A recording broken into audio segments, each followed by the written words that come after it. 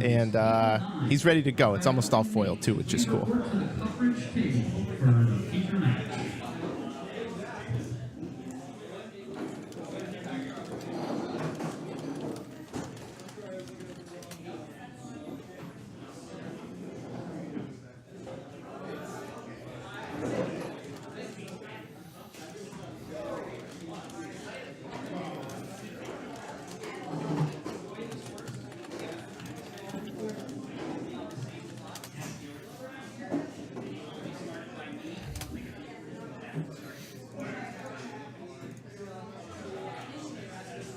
Okay, let's get these players set up here.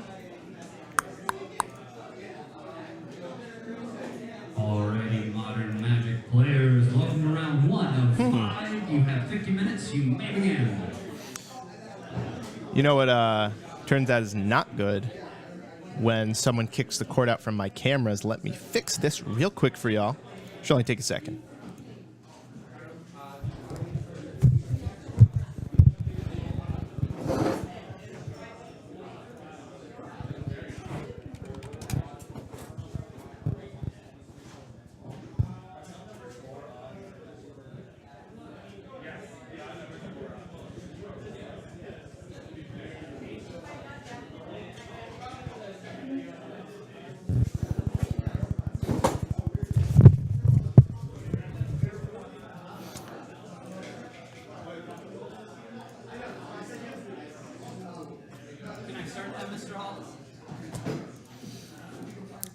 Have him start at 47 if you would, while I get my cameras fixed. Thank you. Sorry about this, guys. This will be fixed in just a sec.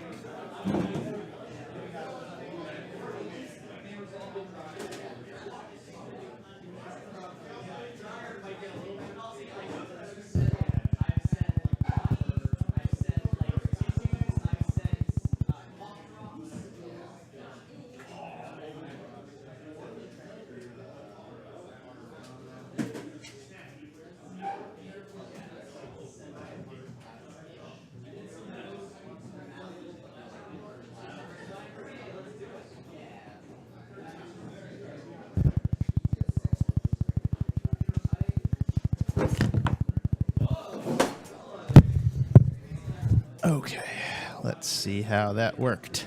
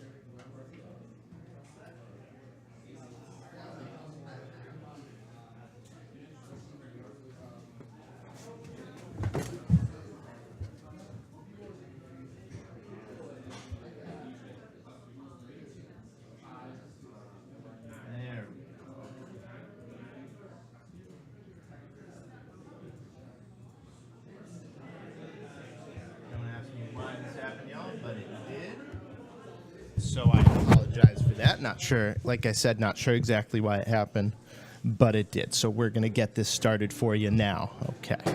As I, of course, update these names and give you a look at the players. We have Nate Piercey on your right and Raphael Mark on your left.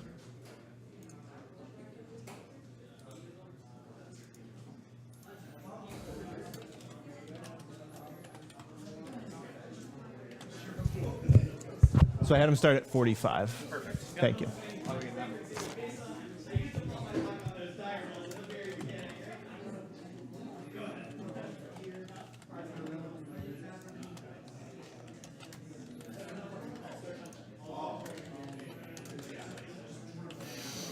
Okay, there we go.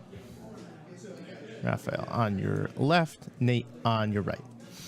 Nate has always been a fan of the Scapeshift deck ever since he won 1K with it, the very first time he ever played it.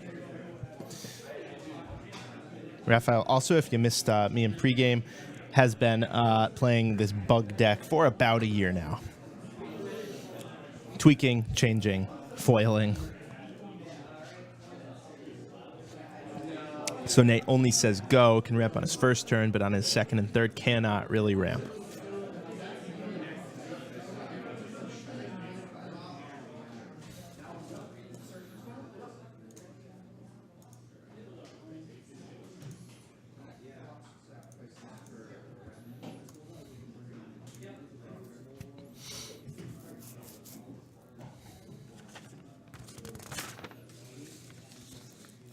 So looking at Raph's deck here, we have 2 Field of Ruin and 2 Assassin's Trophy. So a decent amount of ways to interact with the lands on the battlefield, right? He has 4 ways as well as snap Assassin's Trophy. He desperately needs to draw an Assassin's Trophy to be able to snap cast it. Also, you see there cryptic commands in his deck, so he can counter potential lethal Scapeshifts, things like that. So here we see a hand of Forest Summoner's Pact Prime Time. Surely a Prime or a Summoner's Pact will go away, as each of these cards represents a must counter.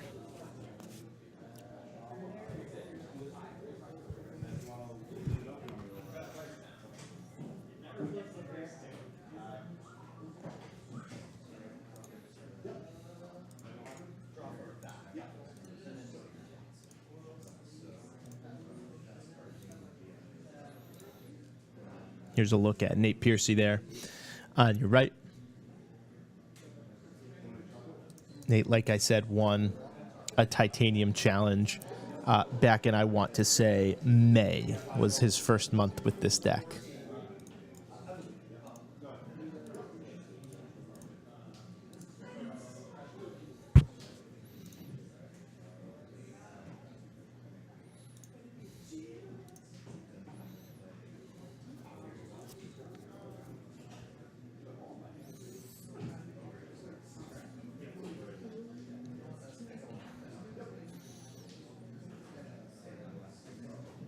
Looks like Nate choosing between Mountain and Forest here on his Sakura Tribe Elder. Chooses to get a Forest. This looks like it's main phase. Is he playing around Oh, wow. Okay, I see. So now he's going to get to untap and deploy here a Titan. He's going to Summoner's Pact first. He went to tap 6, but realized he didn't have it in his hand, so he's like, okay. Guess I'd better get it first. So he gets Valakut. He gets backup Valakut. So even if Raph can untap and Summoner's Pact, Assassin's Trophy, there's still a Valakut in play. Let's see what Raph can do here.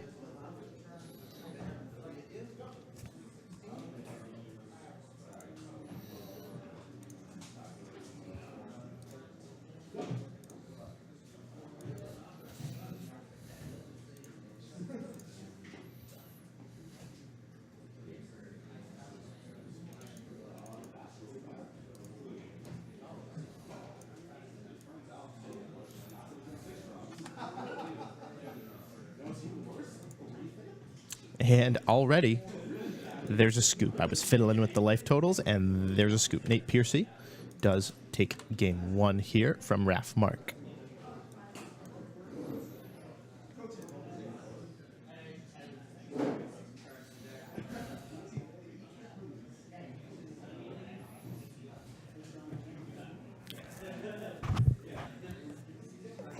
My apologies about not being able to show you the handsome Raph Mark and Nate Piercey a little more here.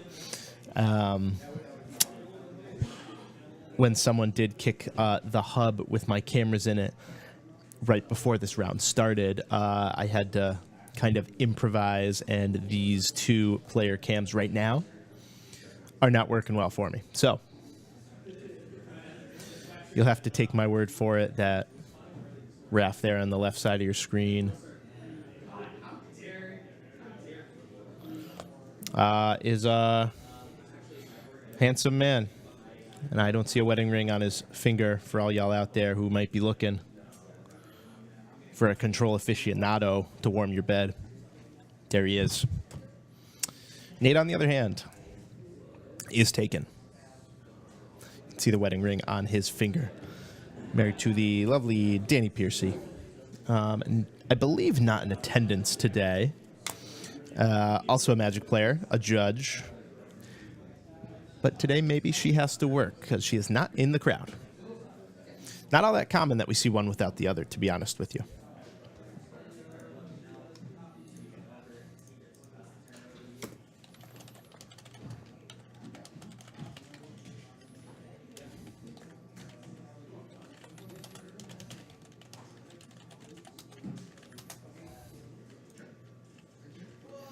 To everyone who's joined us here, I do thank you.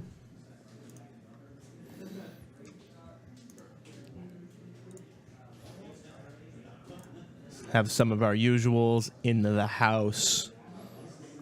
Banana Man, Commander Root, we appreciate you. Everyone else, welcome if it's your first time, or if it's not, either way, welcome. If there's someone you want to see in particular, let me know. And if you're only here to watch these 2 fine gentlemen, well, we're happy to have you for as long as we do.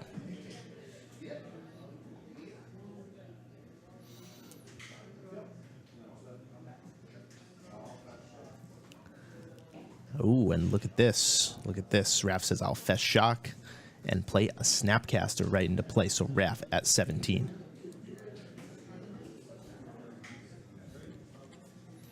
He wants to get the beatdown train on early. He wants to get the beatdown train on often. He knows that late game time is not on his side.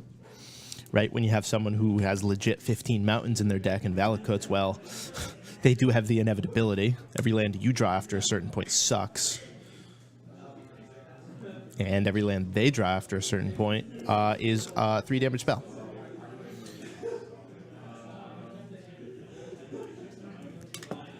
And wow, Field of Ruin, kill your Valakut, get a swamp, surgical your Valakut, nabbing a Valakut out of the hand. Ooh, yeah, look at this.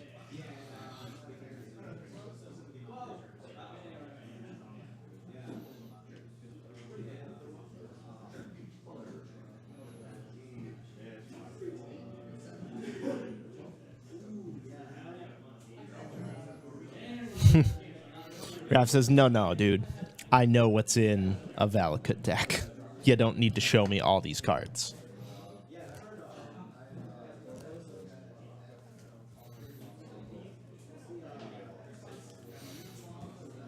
Small criticism, I do wish Raph attacked first, because now maybe Nate's going to trade. No, he still chooses not to trade. He needs the land pretty bad for the prime times in his hand. Oh, and look at this. There goes the camera. Sweet. Let me just fix that one for y'all. Love it. My favorite thing is when 2 minutes before we switch cameras, someone kicks out all the cameras. That's my favorite thing. Here we go.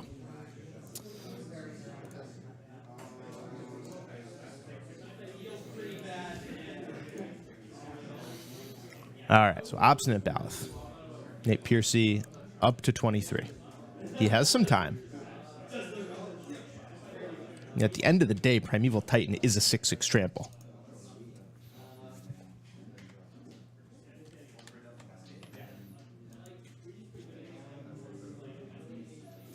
Bloodbraid Elf into Summoner's Pact.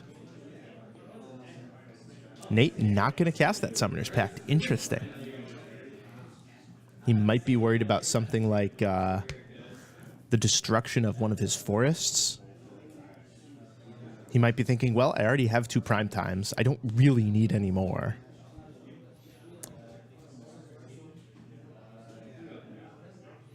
Here's Nissa, Steward of Elements, X equals 2.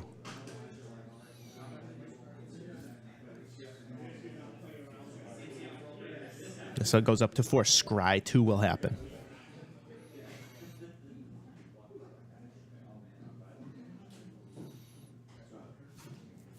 Raph says, bottom, bottom.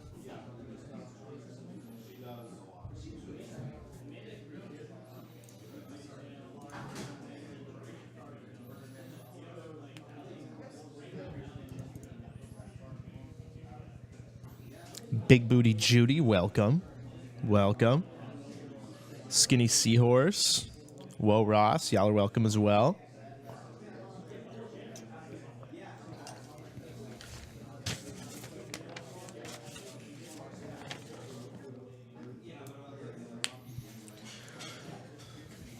Now, Nate still does have some play, right? He has tireless trackers.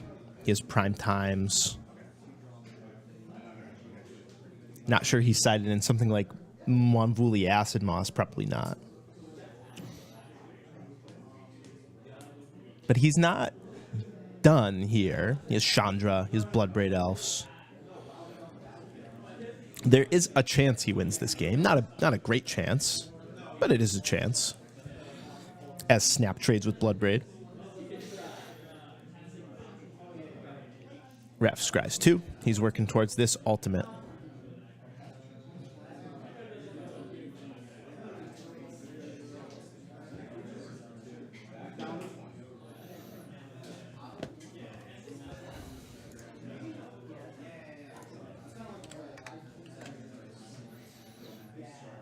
Nate down to 20.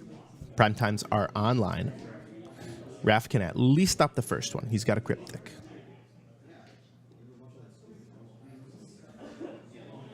Tap draw.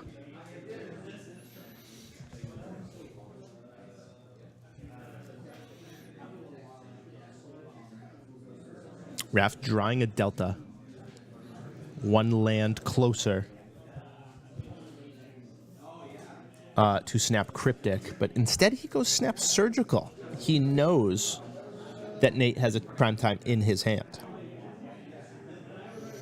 So that's what he nabs. Now, if he knew that Nate didn't have a prime time, I don't think he'd go for this.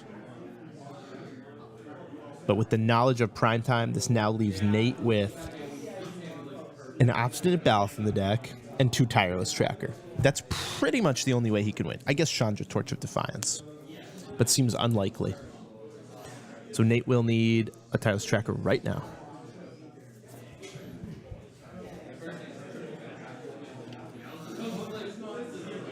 Instead, he only finds a Sakura.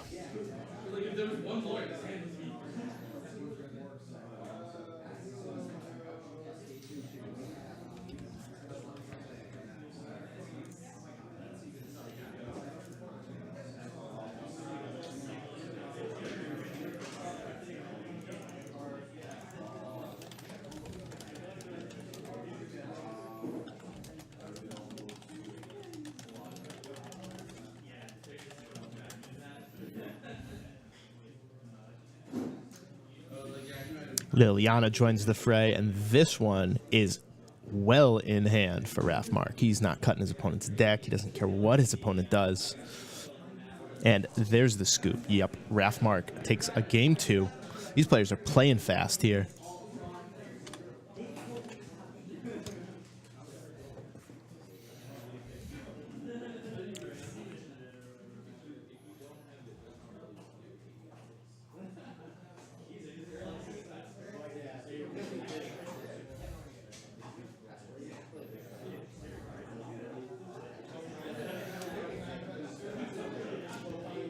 So as they shuffle for game 2, Nate has to be thinking about that surgical extraction, just how much it wrecked him.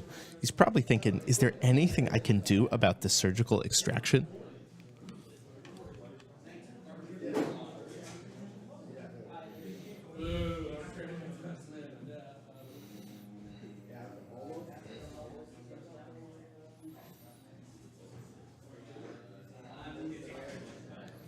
And it does look like he's making a few changes. Maybe a Grafdigger's Cage? Maybe he's like, all right, Raph, you clearly got a lot of Snapcaster mages. The full 4, to be exact. Let's shut those off. And, like, usually this is not a good strategy, right? When you have a card like Grafdigger's Cage or, like, Surgical only to counteract Snapcaster Mage. Not a good strategy. But in the case of the Valakut deck, I can get behind it. I really can. It's not like the 2-1 body matters so much in this matchup like it does in other matchups, right? In other matchups, the 2-1 body must be traded with. It like truly matters. That game, the 2-1 body, yeah, it traded with Bloodbraid Elf, but really didn't do all that much. So using the Grafdiggers to just counter a Snapcaster, it's not as bad as it usually is. Is it optimal? I don't know. But I don't hate it like I would usually hate a play like this.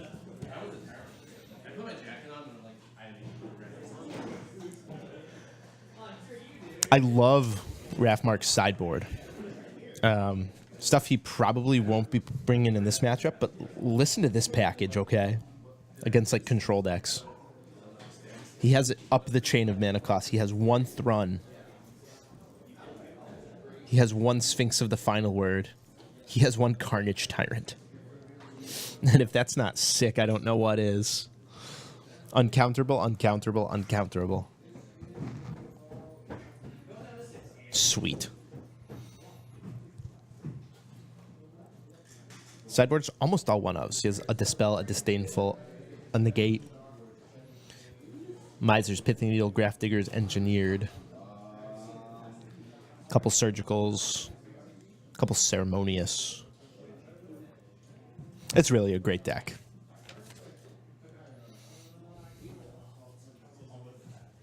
So Nate Piercey on the play for this game 3.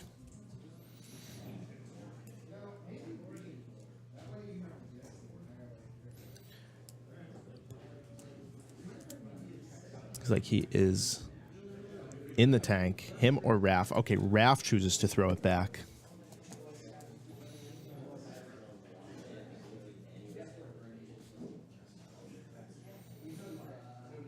He knows, he should know anyway, that he doesn't need a quantity of cards to win this matchup. Just a few specific cards, right?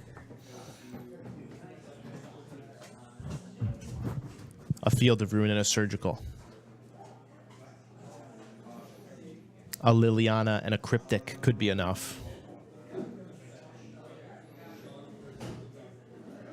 And he does keep 6 and bottoms.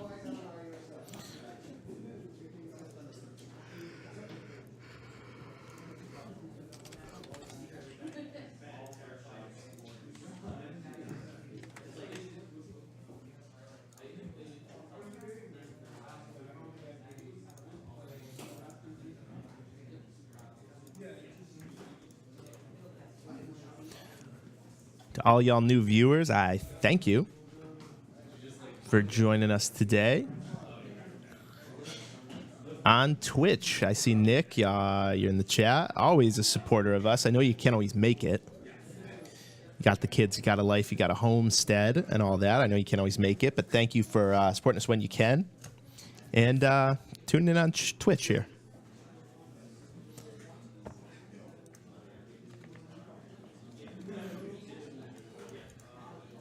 Yeah, it doesn't seem like a good matchup for Kalitas. I do tend to agree with that. Not the worst, right? It blocks Bloodbraid. It doesn't die to a Lightning Bolt or a Valakut trigger. It's okay. You can put some pressure on. But no, it's hard for me to believe that he couldn't find a better card in his 15-card sideboard, most of which are singletons. So negate, counter, search. Nate stuck on 1 land. Raph playing lightning speed here. He's going to Serum Visions, see what he can find.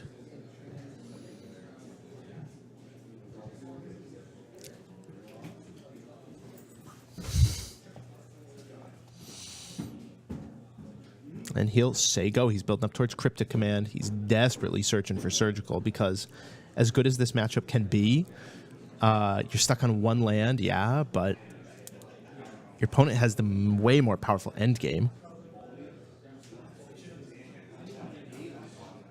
And Search for Tomorrow met with Cryptic Command, bouncing your land. Nate responds with Lightning Bolt.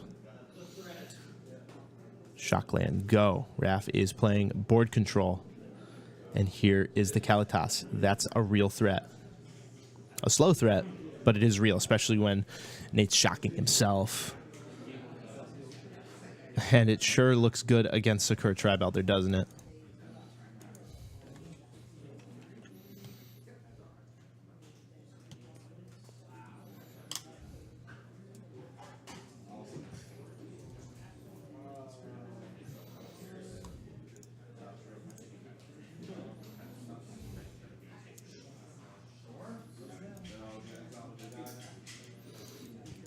Yeah, Snook, the camera view is rough. About 2 minutes before the before I started covering the event, all of my cameras got moved and disconnected by the rush of players to the pairings board. So between this round and next round, I will fix that.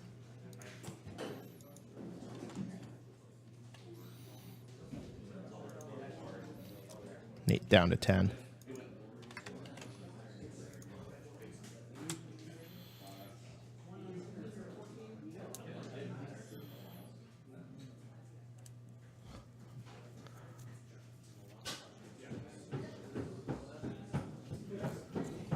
Now there's Sakura going to buy a little bit of time.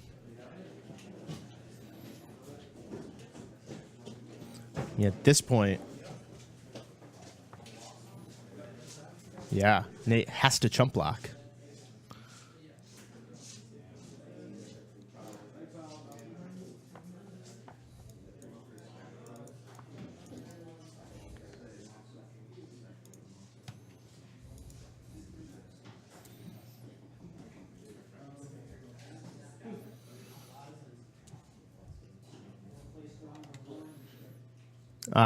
Downvotes, I'll address your question after the match, okay?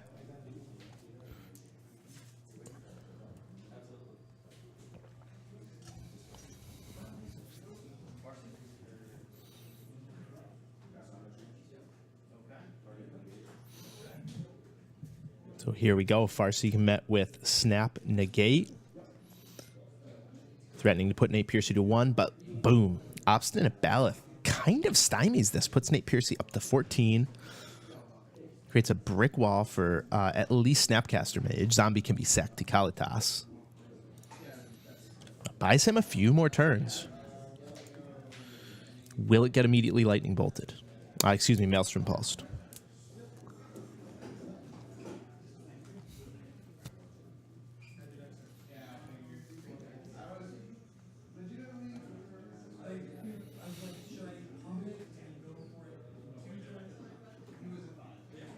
Nate Piercey is at 14, not the 10 his dice says here.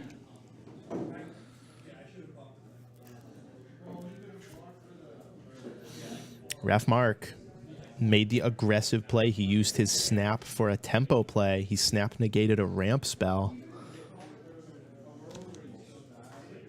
Will he get punished for it? Maelstrom Pulse takes out the Baloth. The new zombie is sacked to Kalitas and in for 11. Puts Nate Piercey to 3 life.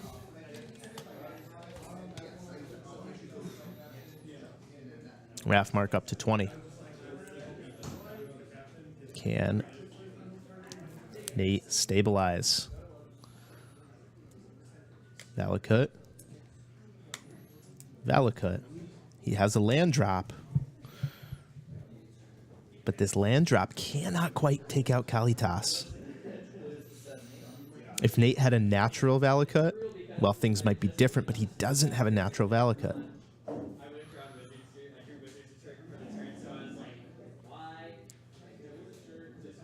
So Primeval Titan and Chump Block duty.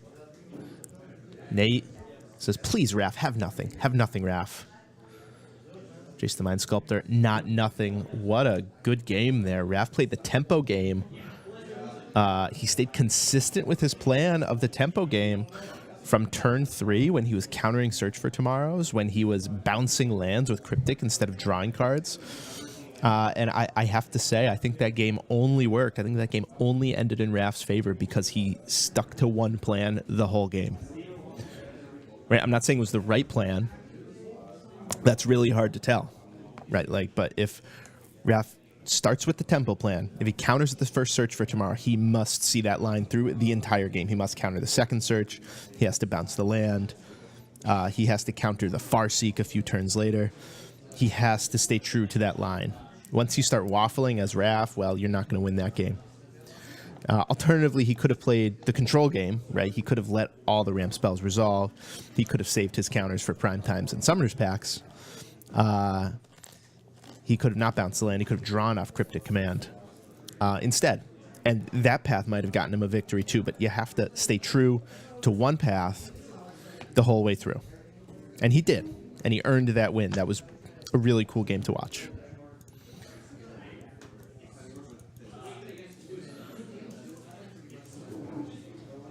And yeah, downvotes, I agree. He was stuck on one land, but that doesn't mean that that Raph didn't play that game very well, right? Like, that's a tough matchup for him.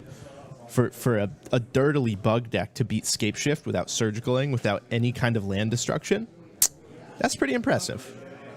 That takes some skill. And it takes your opponent stuck on one land for a few turns, too. That helps.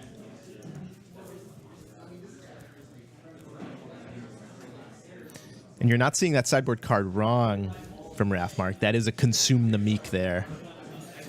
I asked him about it before the tournament started, and he said, well, it gets around Meddling Mage, right? It solves that problem that all these control players are having where they must diversify their threats, right? Like, you can't just play 3 Damnation. You have to switch because of Meddling Mage. But more importantly, he said, it gets around Spell Queller, which is big in the Spirits deck. Which is seeing play in Jeskai decks, of course, still. Some of those are still floating around. So it gets around all that. So that was the theory on Consume the Meek. So congratulations, Raphael Mark. That was pretty cool.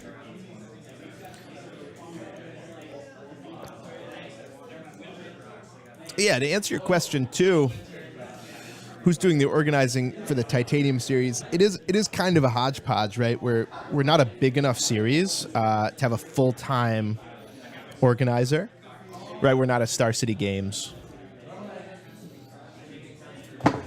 where we can have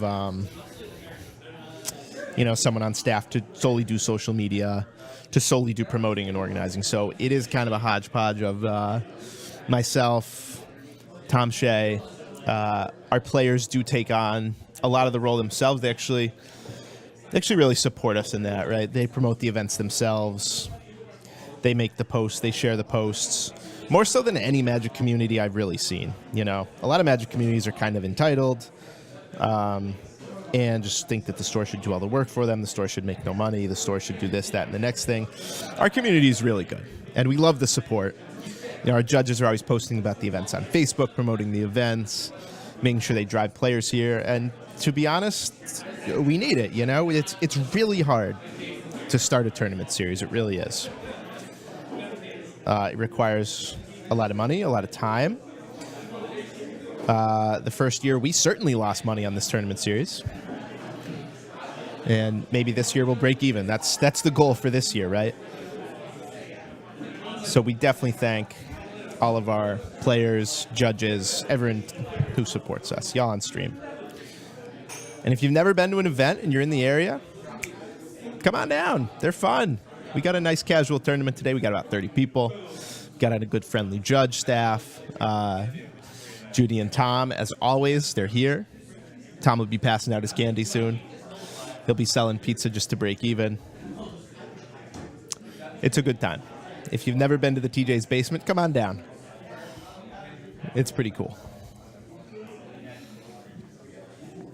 So other people that I want to feature today, I'm not sure this next round if I want to do Tyler's Mill deck.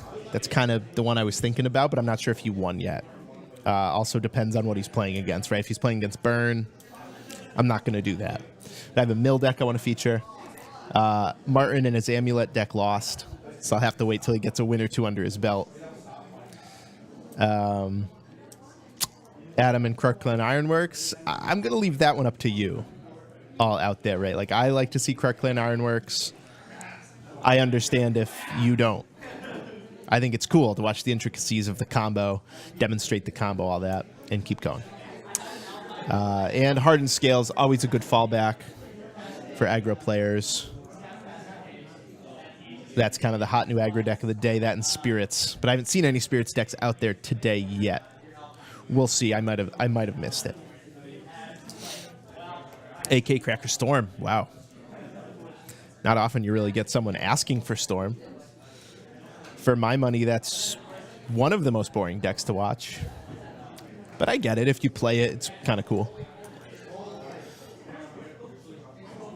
I lost to Storm in the top 8 of a PPTQ a few weeks ago, maybe a month ago now. Played by a very young man named Ben, who went on to win the tournament, which is really cool. And good for him. He was playing Storm. He's probably 13 years old, but he played Storm really well. And he won the PPTQ. The first time I played him, Storm versus Cheerios, he played pretty badly. He didn't know what was going on. The next time I played against him in this PPTQ, like a month later, 2 months later, he played so much better. He didn't make any mistakes. He sideboarded correctly. And it was pretty cool to see, like a younger player take down the tournament. That was at X9 out in Amherst.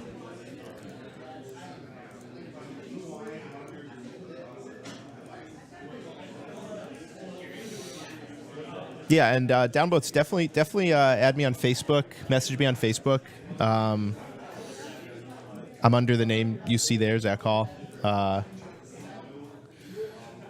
be happy to answer any questions I can for you, because there are a lot of pitfalls you can do when starting something like this.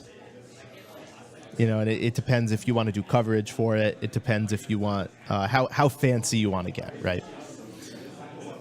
The first year, 2017, we did an invitational. So all the winners of the small monthly events, the 1Ks, we had 12 1Ks as well as some bigger 5Ks, got an invitation to a big event, a 32-person 5K, which that was what we built towards the entire year.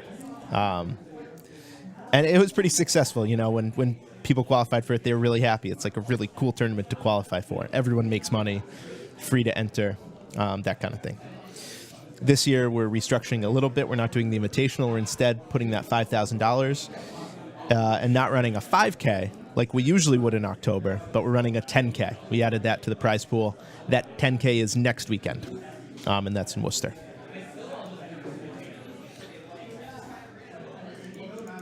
Jeskai Control or Grixis Death Shadow? I'm sure there is. And I'm going to have to ask floor judge Sam to advise me there, because I haven't been out on the floor this round, of course.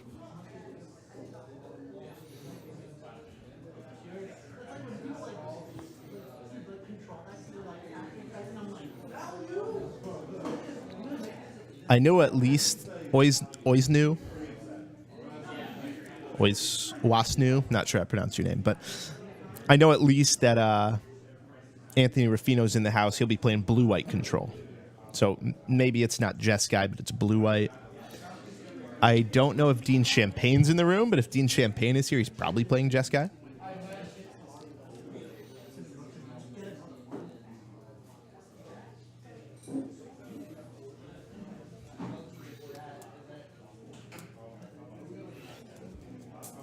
Yeah, work sucks. I know. I had about the worst week at work I've had in a really long time this week, and it was nice to be able to end the work week and know that I had still work today. It still is technically work, but at least it was fun and interactive, and I get to do something that I love, which is be around Magic players and talk about Magic and all that stuff. So I was happy to be here today.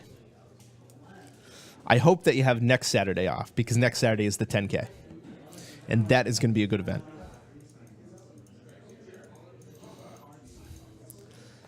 Any crackling drakes? Crackling drakes. Gonna go ahead and say probably not.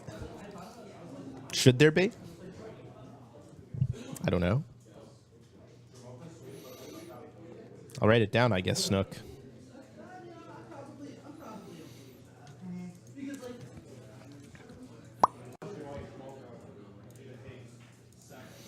I can definitely go take a look, and in fact, I think that's what I'm going to do here. Just give me 1 second to prepare my beautiful screen.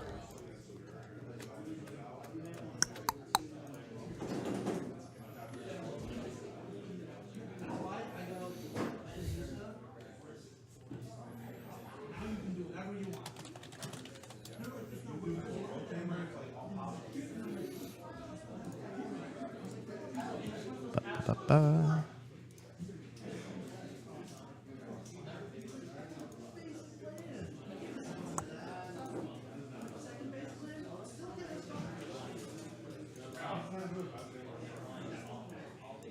Whoa.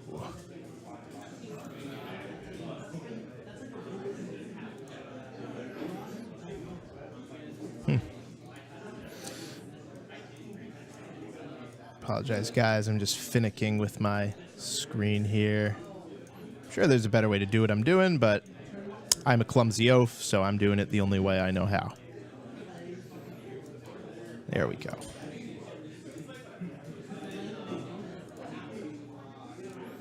Okay, y'all. Be right back. Put your questions in the chat. When will coverage start? About 9:30, 9:45 on Saturday. Me and Adam Snook will be covering to you live. And speaking of Adam Snook, here he is in all his glory. Check him out.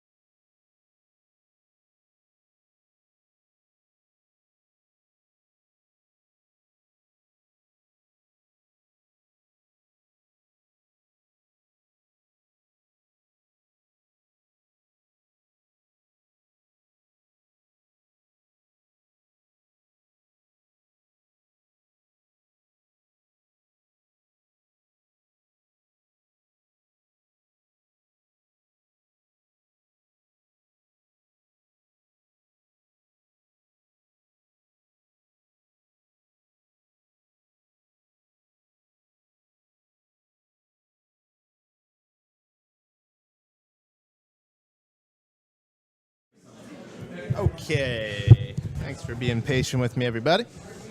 I appreciate you. So I did go check on the deck list for you, the ones that everyone wanted to see.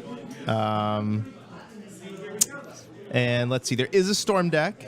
I do believe he lost round 1, so I'll try and get the Storm for you if he wins a few more.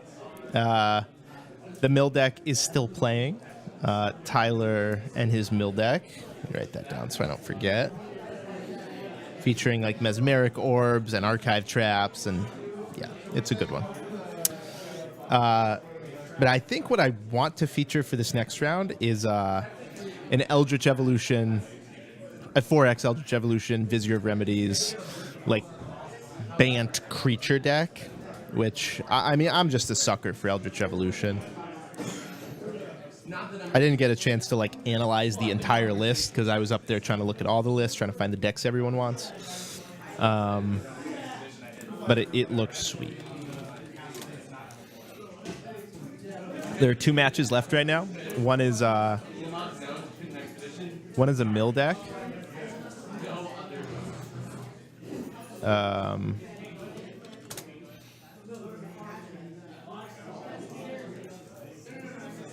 And the other is a Dredge deck with Shriekhorn.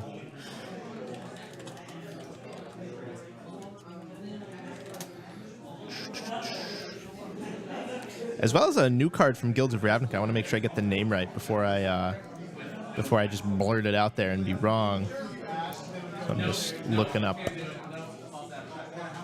the card right now. Right, it is. Okay, Creeping Chill. 4 mana sorcery. Deals 3 damage to each opponent, and you gain 3 life. Okay, so it's like a pretty overcosted deal 3, gain 3. But when it's put into your graveyard from your library, like a Narcomoeba, you can exile it, and then you basically get to cast it. 3 to each opponent, and you gain 3 life for free. So a cool addition to the Dredge deck. In addition to Shriekhorn, it's kind of a pretty unique Dredge deck for sure. Necrotic Ooze. I don't think it had Necrotic Ooze. Like I said, I didn't get to look at every single card in the deck. I was trying to speed through all the deck lists, and there's a minute left in the round with 1 or 2 matches left, so I knew I didn't have much time. But I will get that for you, get that info for you as soon as I can. Unfortunately for these 1Ks, guys, it is just a one-man show, right? It's just me. As it is, this tournament had an overlay, right? Like some make money, some lose money, some break even. This tournament had an overlay. It only had 30 people in it. So as it is, we are losing money on this event. So everyone who puts in their $30 buy-in on average will get more than $30 back. This isn't like a Grand Prix where you pay $80 and your estimated value will be like $12 or something ridiculous. This is you pay $30 and on average you'll get $35 or $40 back, which is pretty cool. And that's kind of the way we like it too. We're not trying to pull in $3,000 and only give away $1,000, taking money out of the Magic ecosystem. That's not how we do it. The prize is increased by tiers based on how many players we have. So we can never make more than X amount of dollars. That's just how we have it set up. And, we have to pay our tournament organizer. We have to pay for our judge. We have to pay me a pittance, at least buy me lunch, right? Pay for the technology. Pay for just keeping the store open, And in today's day and age of like TCG Player and these big online retailers, it's not like a store can just run an event at 0 cost and sell $300 or $500 worth of cards upstairs. Everyone, for the most part, has the cards they need. So I'm not trying to complain. Believe me, I'm not. I'm just trying to say that we're not making a lot of money, and we're more here to support the Magic community. If we can break even, make a little bit of money, great. But we're here to support the community and, have some cool matches here for you. So I do believe the last match is still going. I see Judge Sam with an intent look on his face.